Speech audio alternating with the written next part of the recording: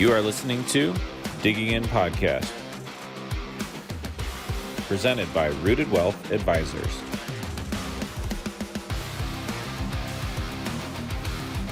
Hey everybody, welcome back to another episode of Digging In, presented by Rooted Wealth Advisors. I'm your host, Kencho Kelly, helping you get those questions answered to and through retirement. Today, I'm joined for the first time by a very esteemed guest, a man who's spent some time behind bars and who has recently passed his Series 65 exam.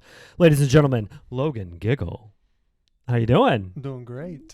Just to clear the air there, I was on the right side of the bars, but I did spend some time at a prison there working in Pontiac for a couple years, trying to figure out what I wanted to do, and I got turned on to the financial industry and kind of been doing this for the last year or so. It's called a hook, Logan. It's called a hook. You got to get people engaged in the content, and yes, it's a play on words. You know you were on the right side of the bars. But yeah, you've done a little bit of different things in your life, right? So athlete all through high school, played football in college. Yep. And then kind of worked a few different jobs, a little bit of agriculture, a little bit of time being a prison guard, right? Yeah. What was that? What was the prison guard life like? First of all, that has nothing to do with the financial industry. This is just a pure question out of my own curiosity. What was life like there? Oh, man, I could talk for hours on that. I saw a lot of very interesting things that I probably shouldn't repeat. But I learned an incredible amount about myself, and I just to get to know all the people that have worked there for years and years, create a lot of great relationships. And I think overall, just kind of like my communication skills kind of helped push me forward into this industry, because creating that connection is huge in this industry. Yeah. And I think just going up and down the galleries and just meeting so many different people from so many different walks of life, it just kind of opened my eyes and just made things easier, I guess, to communicate. And Yeah.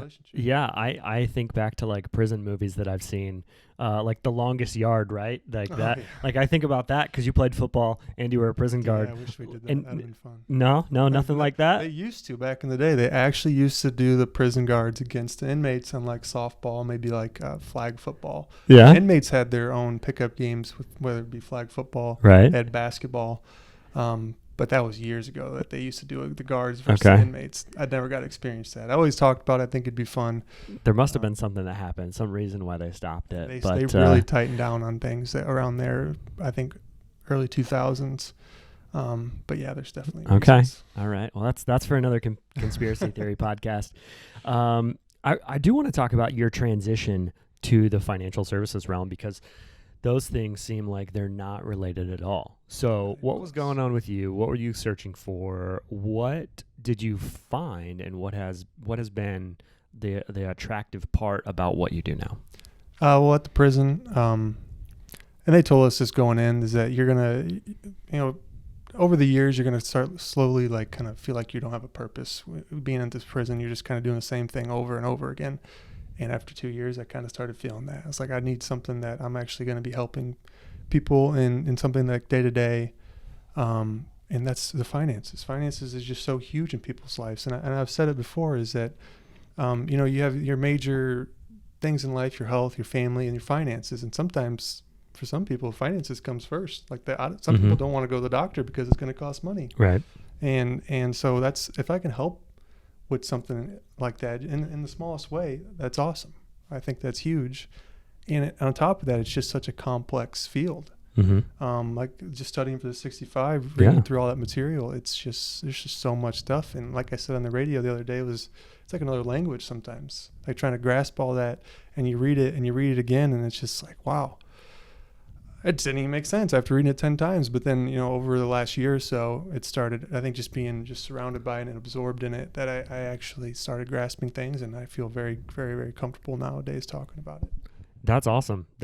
So your transition here, when you joined the Rooted family, your official job title was New Business Coordinator. And so for those listening and watching that don't know what that is, what does that entail?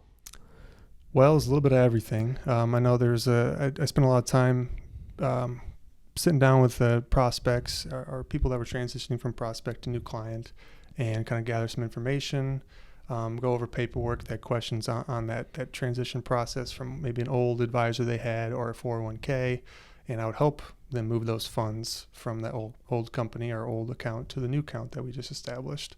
That kind of, people call in, had questions on the account, I'd be your guy. And just pretty well just on like the whole service side of things, keeping that relationship with the clients going. And we kind of moved from that new business to a different title it was just wasn't a service advisor yet, but it was just more of like a service role where I would, kind of help with the northern clients. Mm-hmm. And as we're expanding, we need to kind of like split it up a little bit. And then now that I've got my 65, I can actually say service advisor. Hey, that's a big deal. Yeah. That's a huge deal. So, every time I walk in the back, you're always on hold with some different company and walking through different processes. It seems like no matter how easy we want it to be, there's always a glitch in the system, always something like that going on. So you've done a great job of like helping clients understand that transition process, because it's not instant. As much as of our world is instantaneous, right? Moving money between these different institutions is kind of a dinosaur.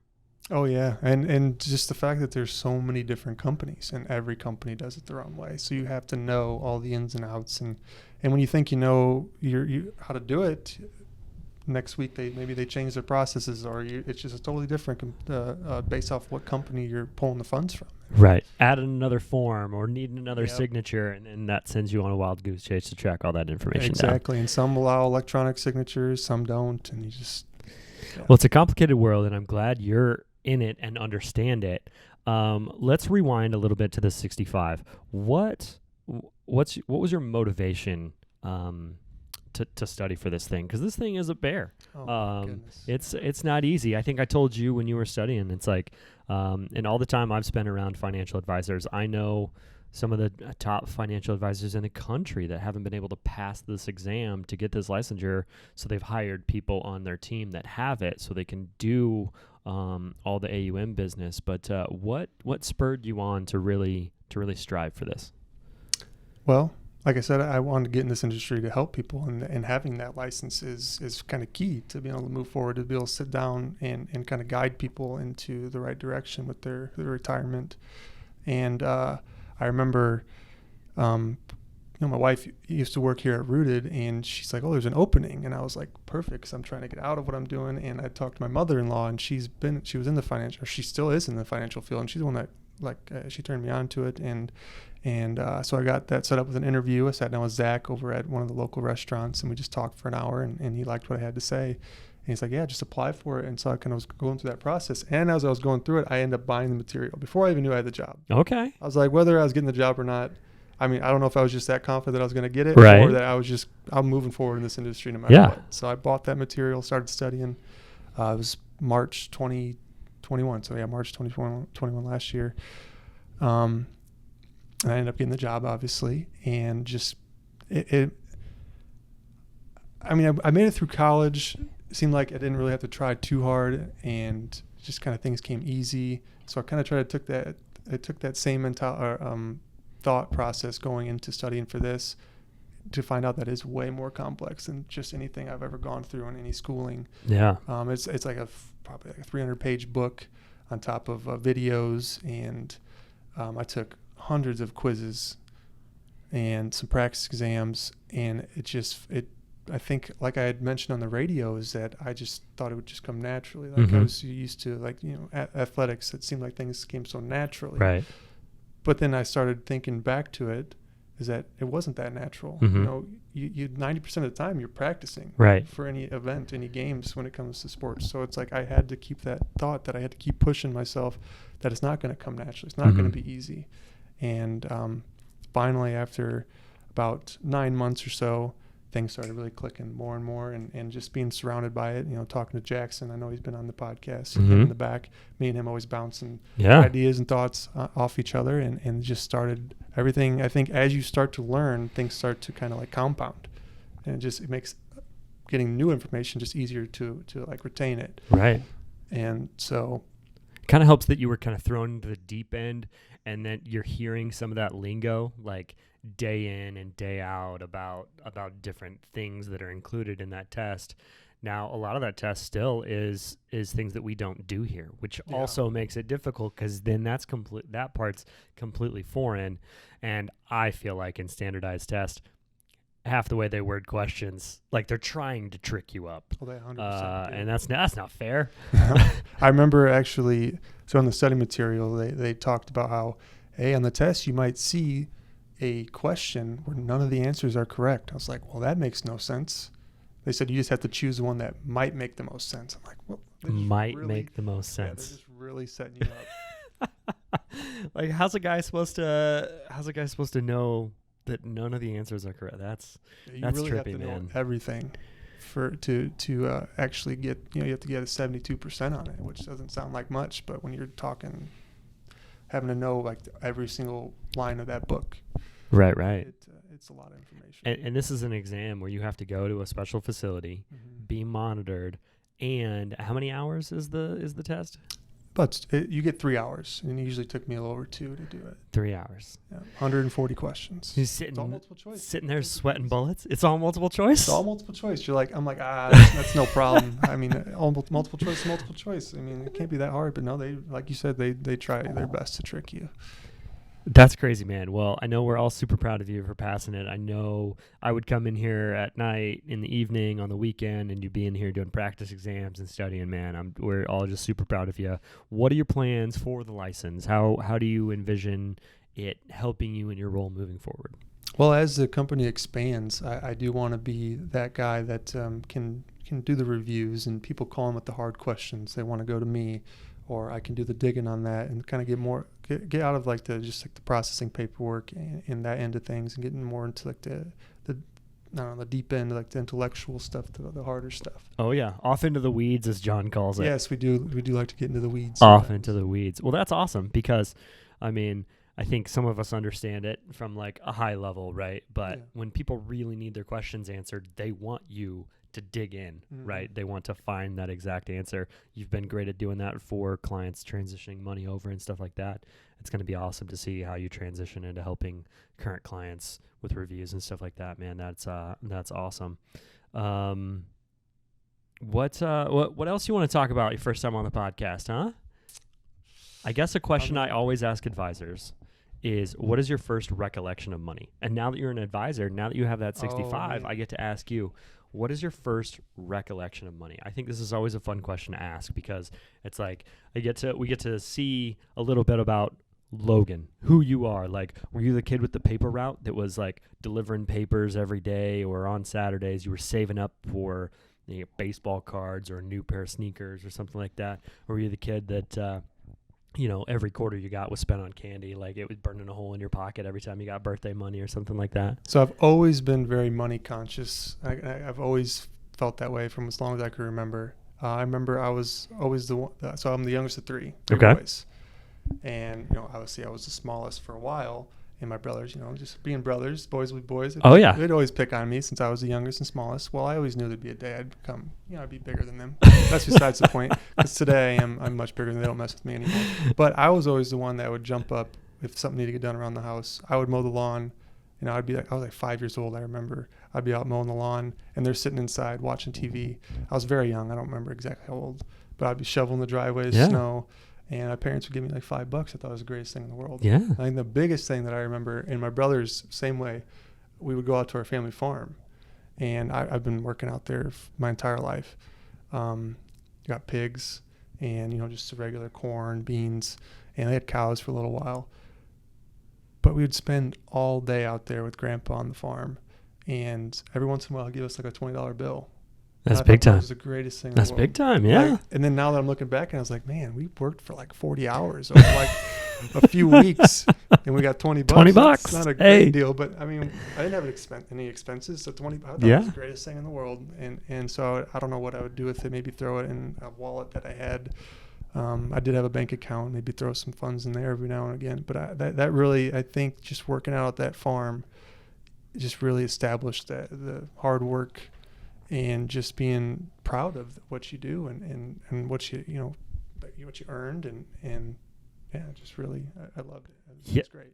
it's so interesting, right? The team that like Zach has assembled here, it's like nobody comes from money, right? Yeah. There's like blue collar backgrounds all over the place, which is really interesting and really cool to see, because I think everybody here, like there was no silver spoons in anybody's mouth. Like everybody had to work and scrap, and like Zach shoveled cow manure, right? Like John shoveled cow manure, helped his dad work on some cars, right? You're helping with pigs on the farm. My dad was in agriculture for a really long time, so I rode around with him and learned how to take field notes. Hilda hustled in a restaurant, like everybody has some kind of like blue collar background that they're drawing on. It makes, I feel like personally, it makes it feel like our team has a greater appreciation for our clients and prospects' money when they come in, 100%. because we know what it's like to have to hustle and grind, sweat it out for those dollars. We see that like appreciation for our clients, that they did that for so many years. I feel like it really lies at the heart of almost everybody on our team. 100%. And I know just sitting down talking to the clients, or even people that are newly onboarded, and you just start talking about stuff like that, and I'll bring up working on the farm, and they always appreciate that, just hearing that you kind of you were in, yeah, you've been there, like they work hard, they knew that you've kind of been through some things, and like even in college I would come home for the summer and I would work building grain bins. Oh yeah. So I mean I was construction, working 50-60 hours a week. That's good for you. Yeah, that's good for you. I mean so much, just all that physical labor, and going from always on my feet all day, then coming to sitting down for the most part. I mean, we get up and we go around, we talk, and like I said, we go sit in front of clients, go to events, but it's just a totally different kind of tired. Yeah, just sitting down. It's a lot more like emotional and like mental energy that you're extending towards your work, instead of like the brute physicality of working on the farm or building grain bins, something like that. Oh yeah. Yeah. Well, that's awesome, man. We're, like I said, we're all super proud of you for passing your 65. Just adds to the depth here at Rooted Wealth Advisors of the team that we have, the expertise that's available. I think that's going to do it for us. We're going to wrap it up. If you have any questions on anything you've heard on today's show, or you want to talk to Logan about your account or something like that, give us a call. The number is 815-918-4727.